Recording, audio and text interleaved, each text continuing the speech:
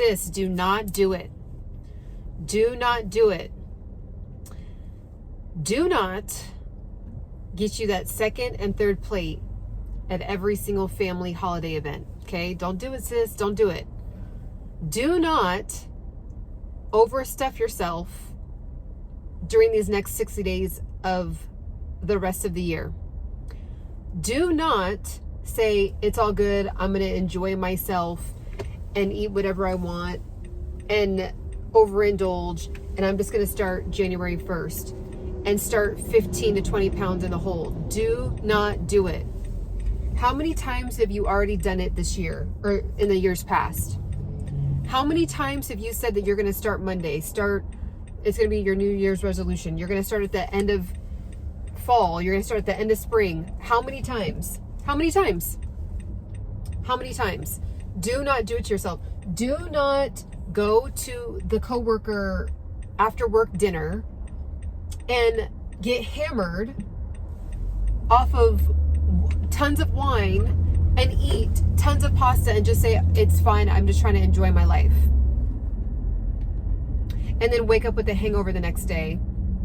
And then looking in the mirror feeling super bloated and puffy faced. And then saying, well, forget it, I'll just go ahead and start next week since I already ruined this week. And then continuing to go hard with the food, eating super late, eating whatever donuts and pastries in the morning on the way to work. Don't do it to yourself, sis. Don't do it. Don't do it. Let this be the last year. So it is November 1st.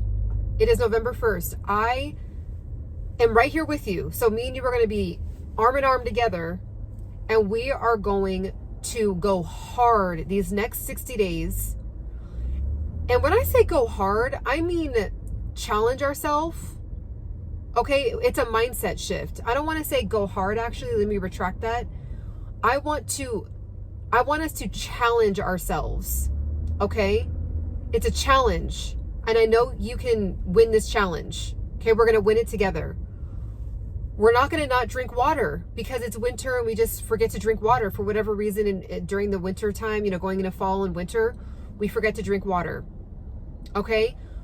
We're not going to have that, that cocktail at home every single night and eat up or drink up a bunch of calories from just like, you guys know, and I'm not sure if you did know, but now you'll know that alcohol is just basically like drinking sugar. There's no nutritional value to it at all. It's just a straight up toxin. So what we're not going to do this year together is just be at every single Christmas event, every single Thanksgiving event, and overindulge on cocktails, wine, drinks, cookies, pastries. Because here's the thing, you know what you truly want for yourself. And you realize that you have done a not so good job at being able to just build the muscle, like the physical muscle too, but the mental muscle to say no, to turn things down, to set boundaries. Okay? So if you can't be at the company, every single company event this year, every single corporate company event, then you might need to sit out. If you need to go for an hour and leave early, do that. Okay? If you need to maybe not really attend any of them, maybe just one, do that. Like, it is your time. It is your turn. It is your time to be the one that everyone looks at it and is like, wow, you said you were going to do it and you really did it. What did you do? Can you start an ebook and I will buy it? Can you create a course and I will buy it because you did it? You can radically change your life in the next 60 days. All those people that you see during summer, they're going in on the challenges right now. They're conquering the challenges right now. So in 2025, when we see the bikini bodies, we see the confidence, we see the radiance and the glow, right? And all these outfits. It's from the habits from right now and from the years past, or from the time past, which is current, right? But in next year, it'll be the past. Right now, it'll be the past. That was a whole tongue twister. But it's the habit building now. Lock in these next 60 days. Let November 1st be the first day that you're like, you know what? I am going to do portion control. You know what? I am going to try out intermittent fasting. You know what? I am going to have water instead of always snacking throughout the day. I wake up, I start snacking, then I have breakfast, then I have another snack, and then I have lunch, and then I have 2 snacks in between lunch and dinner, and then I have a really big dinner, and then I wait another hour before bed and have another snack. This snacking is literally ruining your fitness goals. It is holding you back. Snacking is like one of the most underrated things that people do not take into account when it comes to truly being able to give yourself a fighting chance to hit your goals or actually to lose the weight. So that's what I did. When I lost 30 pounds and never gained it back, literally never gained it back, lost 30 pounds, I was looking in the mirror feeling crazy. I was disappointed in myself. I was stress eating. I was eating super late. I was going out with the coworkers, and it seems innocent, right? It's like, oh, I'm bonding with my coworkers, going to happy hour, and the weight was just packing on, right? And one day I just looked in the mirror, I was like, I don't even recognize this person. Like, I don't even know who this person is. My confidence was quickly declining. And yes, it had to do with the physical, but I just was like, what did I miss? Like, what did I stop doing? What did I start doing? Like, why did my behaviors change so much for me to gain 30 pounds? So I switched a ton of behaviors, and I'll tell you what a lot of those are in a second. And then once I did that, because the behaviors, they weren't a diet, it was the new standard for myself. It became the new, I will not go below this standard for myself. I love myself this much to where I will not go below this standard. It's not a goal. It's not a, something to check off my list. This is Ciana's standard, and this is the bottom point. Okay, the bottom point's not down here. The bottom point's here. So when I start getting close to about right here, I got to make some changes, because that means I'm getting too close to the base standard. So that's how you have to start thinking. So not eating super late unless it's for a very, very, very special occasion. Okay? Not saying yes to every single outing. Drinking water throughout the day. Not snacking your life away. Intermittent fasting. Intermittent fasting has so many benefits. It's crazy. Anyone that hates on intermittent fasting, to me, has a product to sell. Because outside of that, it's because it's free. It's literally free. The program, the diet plan that you're buying for $2,000, that you're just going to gain the weight back anyway because it's not sustainable. The free program is intermittent fasting. And the amount of information that's on the internet, like for example, you can literally pick your own window. Okay, so if you're somebody that is more of a night owl, then maybe fast at the beginning of your day. If you're somebody that's an early bird and you're in bed by 8 o'clock, then end your last meal at 4 p.m. That's what I'm doing. That's what I'm doing. And I know that sounds wild, like you're ending your day at 4 p.m. with eating. Here's the thing. That's not every single day, unless there's a family event, a work event, a social event. I'm going to live my life. But I'm not saying yes to everything all the time. And then even if I do go, I don't have to eat. Like, the food is not my God. Right? I can look at food and say, you know what? That looks really good.